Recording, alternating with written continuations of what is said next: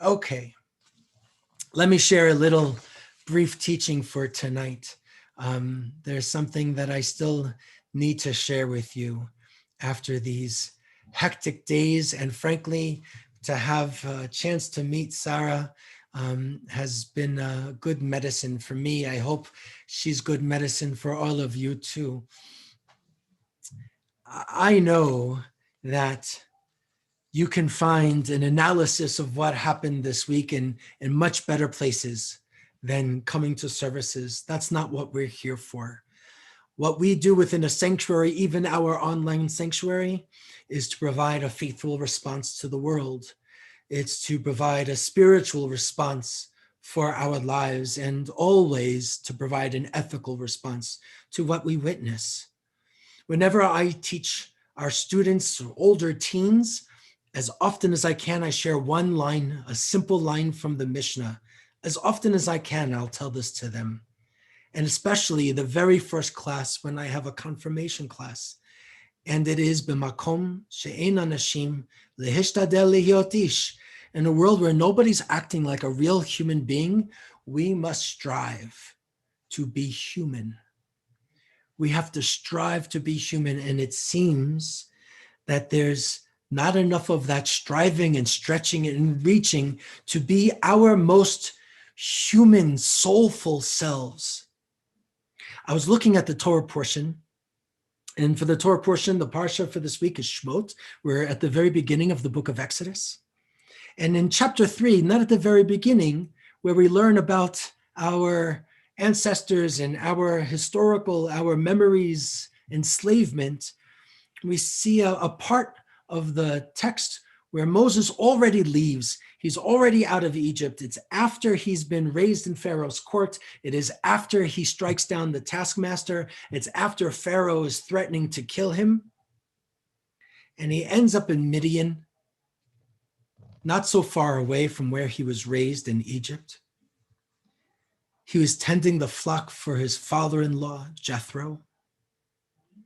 And he notices something. And he turns to find what's catching his attention. And he sees that there's a bush and it's burning up. And he finds it strange because it's not turning to ash. And in the midst of this burning bush, God calls to Moses from the bush. Now that bush is just an ordinary thorn bush. In Hebrew, the term is a sneh. Sneh. It's a strange word. And it's not very common in the Torah, in the Bible. It's an unusual word. And it was always striking to me that God shows up in like a lowly bush that's filled with thorns that most of us just walk past and try and avoid. That's where God shows up. In the lonely thorn bush. And it's no accident that this spot where Moses encounters this bush that's burning up, and it's called a sneh, and the mountain he's on is called Sinai. Sneh, the thorn bush, and Sinai. Our writers, God's hand, people's hands, made that no accident, an unusual word, a lowly, prickly thorn bush, in the place where we receive truth. God gives the Torah at Sinai. And here it's called Horeb, but Horeb and Sinai are synonymous. So God brings the Torah to Moses on Mount Sinai, brings these truths to the people, the same sound as this lowly sneh, and God's presence is right in the middle of this thorn bush. In the ancient world, it's not uncommon for those other tribes and peoples to envision their gods were connected to sacred trees, but this wasn't that. This was the thorns, the thing that we avoid. One of our most famous commentators, Rashi, says it's very clear. God shows up in the sneh because our ancient Israelite ancestors were also in a lowly place, enslaved in Egypt. But there's more, because out of that Egyptian servitude, out of that thorn bush, something happens where God is right in the middle of it. God introduces God's own self, intimately sharing God's name. And God's name is Yod-He Vav-He. We don't know how to pronounce it, just how to spell it. When we see it, we say it's Adonai, but it's not really God's name. And God is not God's name. God is God's job title. So God shares God's name, spelled Yod-He Vav-He, to Moses directly, and then says these words. The Eternal said, I indeed have seen the abuse of my people that is in Egypt, and its outcry because of its taskmasters. I have heard, for I know its pain. God is sharing how God has seen it and heard it and knows it.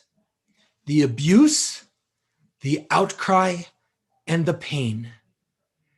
And then the very next verse, I've come down to rescue this people Israel from the hand of Egypt to bring it up to a land of goodly and spacious land, flowing with milk and honey. Of course, the land of Israel, the promised land, the land that is our symbolic embodiment of hope. So that second verse that I'm showing you is that God comes down after seeing, hearing, and knowing. God comes down and works with Moses to bring the people up. God sees, hears, and then knows because of that abuse, outcry, and pain.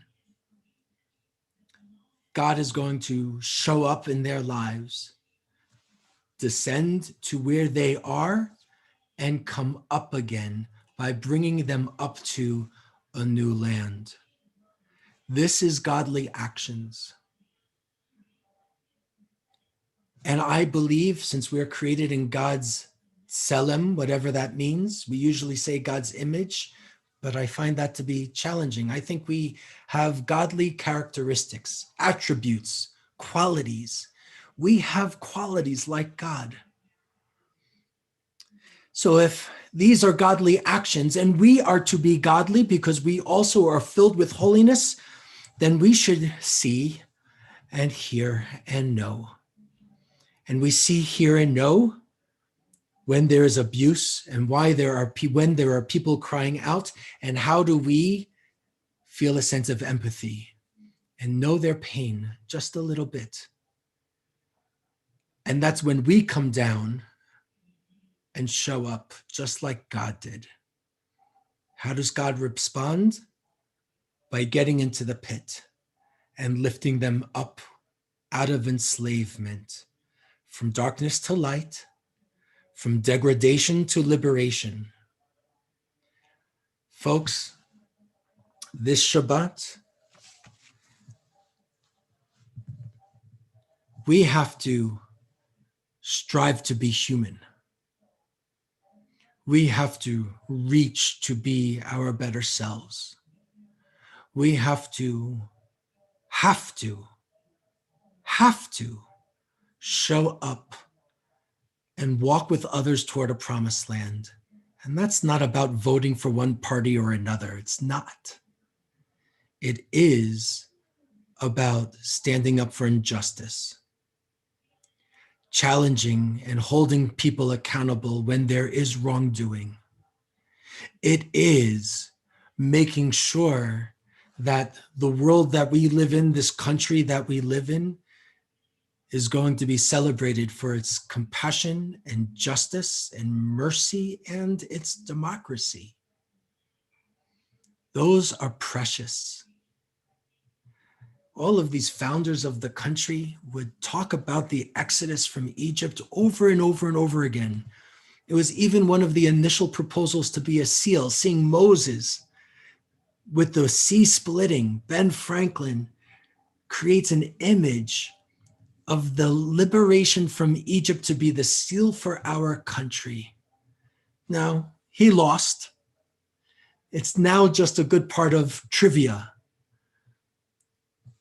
But there were so many that talked about an exodus and a liberation and a journey towards something bigger and better, because he too and they too wanted to strive to be human. That's what's called for now. I'll let the politicians figure out what to manage with our country. But for a person of faith who believes in a big tent of a synagogue, who believes in justice and mercy and accountability, my prayer is that we strive to be human and partner with God and find the strength to bring peace. Aleinu L'Shabech is on 586 at the very bottom of the page.